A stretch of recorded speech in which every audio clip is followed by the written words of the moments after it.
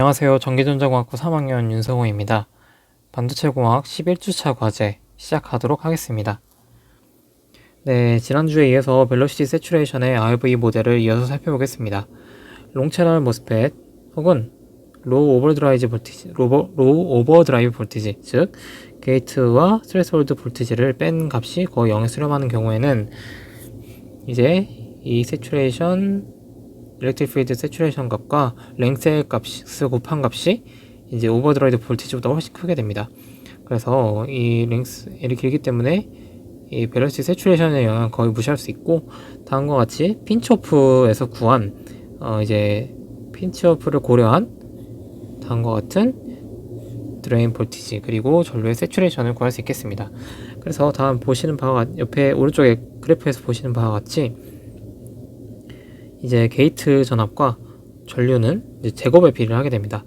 그래서 게이트를 증가를 할수록 이제 전류가 그에 따라서 급격하게 증가하는 것을 확인할 수 있겠습니다.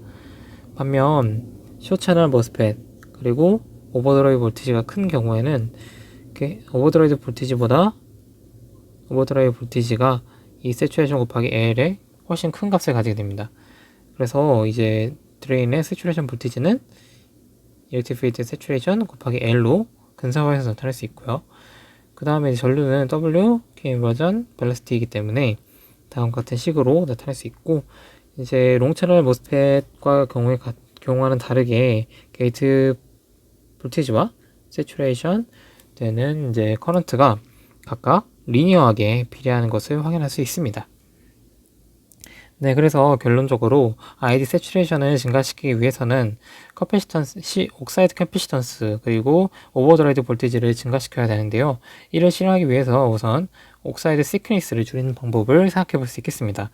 하지만 이를 줄일 경우 터널링 효과로 인해서 지나치게 줄일 경우 터널 효과로 전류가 흘러서 옥사이드 즉 커피시턴스가 깨질 수 있는 확률이 있기 때문에, 즉 옥사이드가 깨질 수 있는 확률이 있기 때문에 주의해서 사용해야 되고요. 스레스홀드 볼티지를 줄이는 방법도 있습니다. 하지만 이 경우에 리키지 커런트가 커지는 단점을 유발하고요. 그리고 게이트 볼티지를 키울 경우 이제 전력 소모가 늘어나는 현상이 있기 때문에 이런 각가지 방법에 대해서 ID 셋을 늘리는 데 활용할 수 있지만 트레이드오프 관계가 있기 때문에 주의해서 사용해야 됩니다. 네, 그리고 두 번째로 살펴볼 것은 이제 페러스틱 소스 드레인 저항을 살펴보겠습니다. 게이트와 소스 그리고 게이트와 드레인 사이에는 실제로는 이제 페러스틱한 저항들이 성분이 포함되게 되는데요. 그래서 전류는 이 기생 성분에 의해서 다음과 같이 분모텀이 증가하는 만큼 감소하게 됩니다. 반면 이제 세츄레이션 되는 드레인의 전압은 다음과 같은 텀만큼 증가하게 됩니다. 그래서 세츄레이션 되는데 필요한 드레인 볼티지가 증가하는 효과를 낳게 되고, 그리고 게이트와 소스의 전압은 이제 게이트 볼티지에서 RS에 걸리는 전압을 뺀 거, 그리고 드레인 볼티지는 RS와 RD에 걸리는 전압을 뺀 값으로 모델링 할 수 있겠습니다. 네, 다음으로는 아웃풋 컨덕턴스를 살펴볼 텐데요. 아웃풋 컨덕턴스는 다음 보시는 바와 같이 드레인 볼티지 그리고 세츄레이션 되는 전류의 기울기로 볼 수 있겠습니다. 그래서 앞서 살펴본 이 네모 박스친 그래프의 기울기를 아웃풋 컨덕턴스라고 볼 수 있는 것이죠. 반면에 지난주에 살펴본 트랜스 컨덕턴스는 GM으로 불리며 게이트 볼티지 분의 이제 세츄레이션 되는 커런트의 기울기로 나타낼 수 있겠습니다. 네, 그래서 아웃풋 컨덕턴스 분의 트랜스 컨덕턴스를 이제 게이트 볼티지 분의 드레인 볼티지의 변화량으로 우리가 나타낼 수 있기 때문에 이는 곧 게인과 같습니다. 그래서 아웃풋 컨덕턴스는 작을수록 트랜스 컨덕턴스는 클수록 큰 이득을 볼 수 있습니다. 네, 그 다음으로 살펴볼 것은 챕터 7인데요. 스케일링, 리키지 그리고 아더 토픽스에 대한 모스펫을 살펴보도록 하겠습니다. 네, 실제로 이제 게이트 외 소스 드레인에서는 실리콘 대신 실리콘 점화륨을 사용하기도 하는데요. 이런 경우에는 이제 실리콘에 메카니컬 스트레스를 가하기 때문에 실리콘 레티스 컨스턴트가 변화하는 효과로 이어질 수 있습니다. 이는 모빌리티가 증가하는 효과로 사용할 수 있기 때문에 이제 서페이스 모빌리티를 증가하기 위해서 다음과 같은 방법을 사용한다는 것을 알 수 있습니다. 네, 그리고 게이트의 전압이 0일 경우, 즉 게이트 전압이 V 스레스홀드 볼티지보다 낮을 경우, 그리고 드레인에만 전압이 걸려 있을 경우에도 전류가 흐를 수 있는데요. 이러한 리퀴지 커런트를 서브 스레스홀드 커런트라고 부릅니다. 즉, 이제 스레스홀드 볼티지보다 게이트 볼티지가 작을 때에도 미량의 이제 캐리어가 서페이스에 존재하기 때문에 드레인에 전압을 걸어주면은 리퀴지 커런트가 미량으로 흐르게 되는 겁니다. 네, 그래서 이는 없애줘야 하는 성질에 속하고요. 그리고 게이트 볼티지에 따른 서페이스 포텐셜은 다음과 같이 옥사이드의 커패시턴스 그리고 디플리션 리전의 커패시턴스에 따라서 나눠지는 것을 확인할 수 있고, 이를 이제 에타분의 1로 칭할 수 있습니다. 그래서 에타는 다음과 같이 1 플러스 옥사이드 커패시턴스 분의 디플리션 비스의 커패시턴스로 나타낼 수 있고요. 결론적으로 드레인 전류는 설페이스의 이제 캐리어의 농도, 그리고 설페이스 포텐셜, 그리고 게이트 볼티지 모두 비례하는 것을 확인할 수 있겠습니다. 이로 인해서 다음과 같은 식을 유도를 할 수 있겠습니다. 우선 앞서 살펴본 바에 의하면 VT는 이제 IDS L분의 W 나노 마이크로 암페어로 이제 모델링 할 수 있었죠. 이런 이제 컨스턴트 커런트에 따라서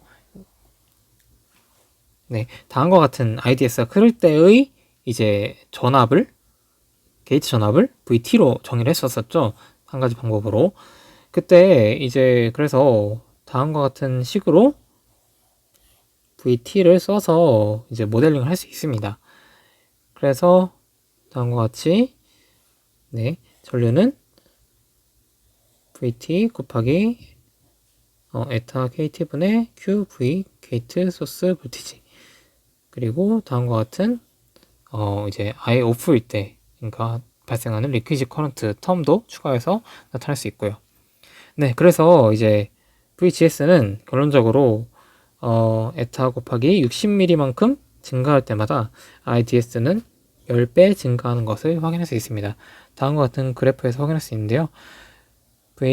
이거 이제 X축은 게이트 볼티지, Y축은 로그로 나타낸 이제 전류인데요. 게이트를 60mV 곱하기 에타만큼 증가할 경우 전류가 기하급수적으로 증가하는 것을 확인할 수 있습니다. 이를 쉽게 나타내기 위해서 서브 스레스홀드 스윙 SS 혹은 S라는 식으로 나타낼 수 있는데요. 이는 에타 곱하기 60mV 그리고 온도 텀으로 300K분의 T로 나타낼 수 있고, 그래서 이 그래프의 기울기가 서브 스레스홀드 스윙분의 1로 나타낼 수 있습니다. 네, 그래서 S텀을 이용해서 앞서 구한 식을 다음과 같이 변형을 할 수 있겠고요.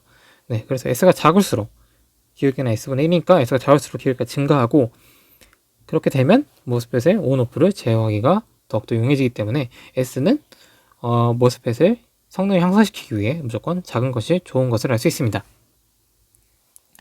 네, 마지막으로는 이제 인터페이스 스테이트에 따른 영향을 살펴보도록 하겠습니다. 이제 SiO2와 Si 인터페이스는 이제 본딩이 아무래도 다른 물체를 레티스 컨스턴트가 다른 물체를 붙여놨기 때문에 본딩이 불안정하여 트랩이 생성될 수 있게 됩니다.